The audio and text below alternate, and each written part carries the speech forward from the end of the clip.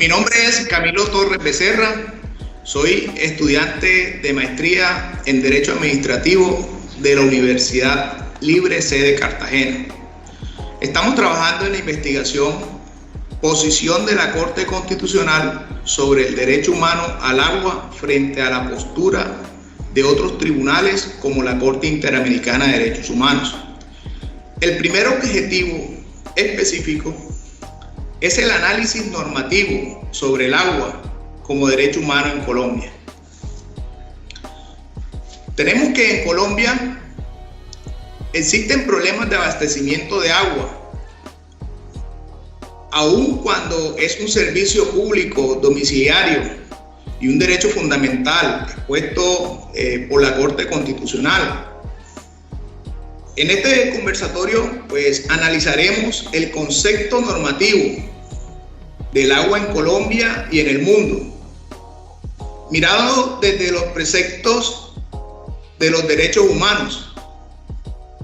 En Colombia entendemos que el derecho al agua es un derecho fundamental y por ende es un derecho humano, ¿sí? Desde la Constitución de 1991 se constituyeron una serie de herramientas para la defensa de estos derechos, como es la acción popular, la acción de cumplimiento y la acción de tutela.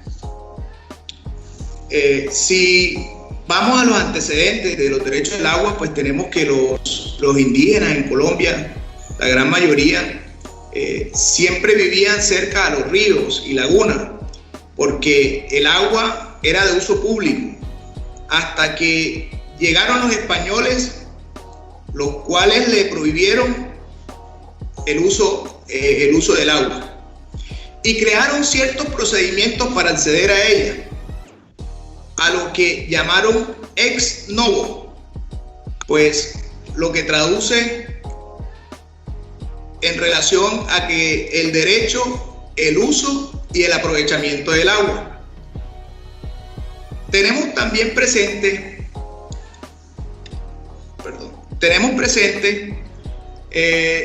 la primera norma que encontramos sobre el derecho es la Ley 55 de 1986. Luego de expedida esta ley, en 1987 expiden el Código Civil, el cual tiene dos artículos, el 677 y el 668, que hablan sobre el derecho al agua. El primero desarrolla la propiedad sobre el agua y el segundo el uso y el goce de la misma. Posteriormente, facultan a los municipios para que estos organizaran el uso del agua. Entonces, en ese momento se expiden los decretos 1662 de 1902, el decreto 1574 de 1905, el decreto 34 de 1905, ratificado por la ley 5 de 1905. Después expidieron la ley 33 de 1915, ley 63 de 1911, decreto 932 de 1914, decreto 47 de 1915, decreto 338 de 1924. Este decreto fue uno de los más relevantes porque hablaba sobre las aguas en zonas panaderas. En 1928, el Estado se reserva el derecho a la concesión del agua. En 1946 se crea el Instituto Nacional de Aprovechamiento de Agua y Fomento Público. Luego, en 1954, se crea la primera Corporación Autónoma del Cauca. Se fundamenta en la institucionalidad, el uso de agua en diferentes propósitos, teniendo similitud con algunos modelos realizados en Estados Unidos. Los resultados en Colombia, bueno, como siempre, pues no fueron tan positivos, pero se siguieron creando estas corporaciones en todo el país. En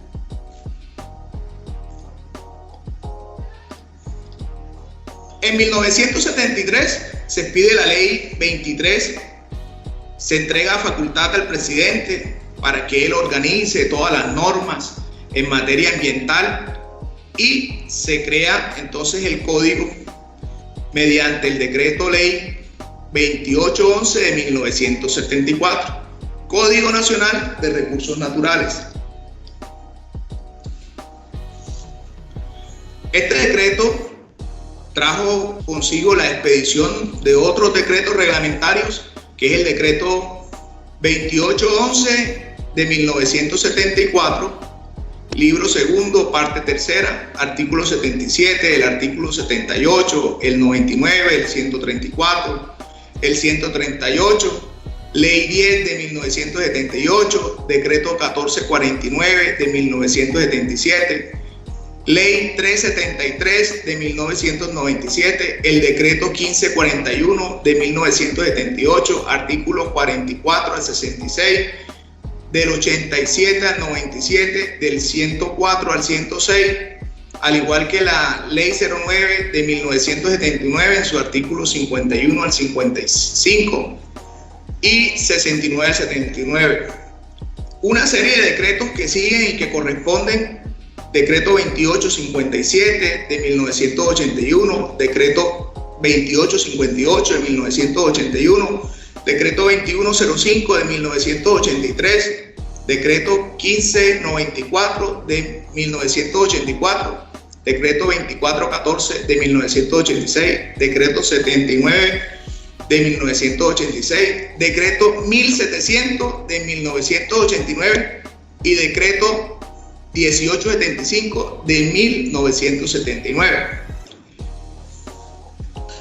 De esta manera se expide entonces, existe la necesidad de la expedición ya en la Constitución del 91, cambia toda la gestión pública ambiental, dando paso a una nueva ley que todos conocemos, que es la ley 99 de 1993, ley que crea el Ministerio de Ambiente, y se expiden entonces otros decretos. El decreto 1963 de 1994, decreto 1600 de 1994, decreto 1729 del 2002, decreto 1604 del 2002, decreto 3100 del 2003, decreto 3440 del 2004, decreto 1443 del 2004, decreto 155 del 2004, decreto 4742 del 2005, decreto 1900 del 2006, decreto 2570 del 2007, decreto 1575 del 2007, decreto 1480 del 2007, decreto 1324 del 2007, decreto 1323 del 2007, decreto 3930 del 2015, decreto 1640 del 2012. Además de ello, entraron unas resoluciones a reglamentar este tipo de decretos, y está la resolución 023 de 1973, resolución 104 del 2003, resolución 2145 del 2005, resolución 2115 del 2007, resolución 872 del 2006, y de esa forma se constituyó la normatividad en cuanto a la ley 99 del 93. El Ministerio de Ambiente entra a fijar unos lineamientos de política para el manejo y distribución del agua y establece ciertos mecanismos para poder acceder a ella. Además, determinó que el agua es el eje principal de la gestión ambiental. Más adelante se expide el plan de desarrollo, incorporando dentro de ese plan de desarrollo una gestión de recursos hídricos, para proyectos a nivel nacional, buscando la participación en otras entidades públicas con el motivo de ¿qué? De orientar, de planificar, de administrar los recursos hídricos existentes en el país. En este sentido, se han expedido múltiples normas para el manejo de los recursos naturales, siguiendo lineamientos internacionales y locales de acuerdo a cada necesidad. Se ha evolucionado muchísimo en relación con la defensa de los derechos ambientales bajo la regulación interna y externa sobre el aprovechamiento de todos los recursos naturales. El derecho al agua ha trascendido las esferas locales, convirtiendo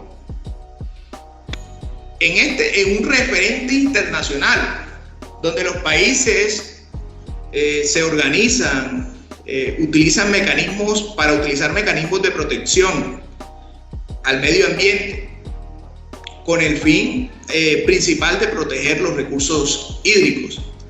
En ese entonces se creó, les hablo del 2002, unos grupos sociales en defensa de este derecho, y lograron que las Naciones Unidas declararan el derecho al agua como un derecho humano fundamental. Otra actuación en cuanto a la comunidad internacional desde 1979, en Estocolmo, donde se declara la protección de los recursos naturales para beneficiar no solo los seres humanos presentes, sino también los futuros. Dentro de las otras participaciones en conferencia está la que se dio de las Naciones Unidas en Mar del Plata, en Argentina, en 1977. En esa conferencia se dan unas pautas a los países integrantes de cómo pueden ellos hacer un ordenamiento interno en cuanto al uso del agua en la industria, en la agricultura, en la navegación, en la generación de energía. Muy importante ese tipo de conferencia de las Naciones Unidas del Mar de Plata. Luego se da la conferencia sobre el agua y medio ambiente, celebrada en Dublín, Irlanda, en 1992. Allí se estableció fórmulas para que los países a nivel local adoptaran una serie de medidas. La prioridad del agua dulce para el consumo humano. También la distribución del agua y su aprovechamiento. Vincularon el rol de la mujer en el abastecimiento del agua y determinaron el agua como el recurso hídrico que tiene un valor económico. La conferencia de Río de Janeiro en 1992, esta es otra conferencia que se realizó. En esta cumbre nace lo que denominamos hoy desarrollo sostenible, el cual se orienta en explotar los recursos naturales sin afectar las generaciones futuras. Se puede deducir que el suministro de agua potable y saneamiento ambiental ayudan a proteger nuestro medio ambiente y pues lógico que ayuda a mejorar la salud y calidad de vida de todos los habitantes. Dentro de este tipo de conferencias también se dio la conferencia internacional sobre el agua y desarrollo sostenible, muy conocida, conferencia París 1998. La denominaron Declaración París. En esta conferencia se ratifica la importancia del agua y se enmarca algunas acciones con el fin de analizar y estudiar los recursos hídricos para que sean sostenibles, y se establecieron formas de poder financiar este tipo de acciones. En el desarrollo de estas conferencias se establecen unas directrices en cuanto al derecho humano al agua. Le dan un contenido multiplicador y sostenible. También se habla de la eficiencia de la distribución del agua potable. La Asamblea de las Naciones Unidas, en resolución 70-169 del 2015, hace una diferencia al tratar el derecho al agua como un derecho humano, al igual que el saneamiento básico. Es decir, que ambos son derechos humanos, pero los trata por separado porque cada uno de ellos tienen unas especificaciones o situaciones particulares. Las normas internacionales indican una obligación específica a los estudios sobre el acceso del agua, su preservación, su cuidado y el deber de entregarle a cada habitante el agua que requiere para su subsistencia, saneamiento básico y mejorar, por supuesto, la calidad de vida de la sociedad. Muchísimas gracias.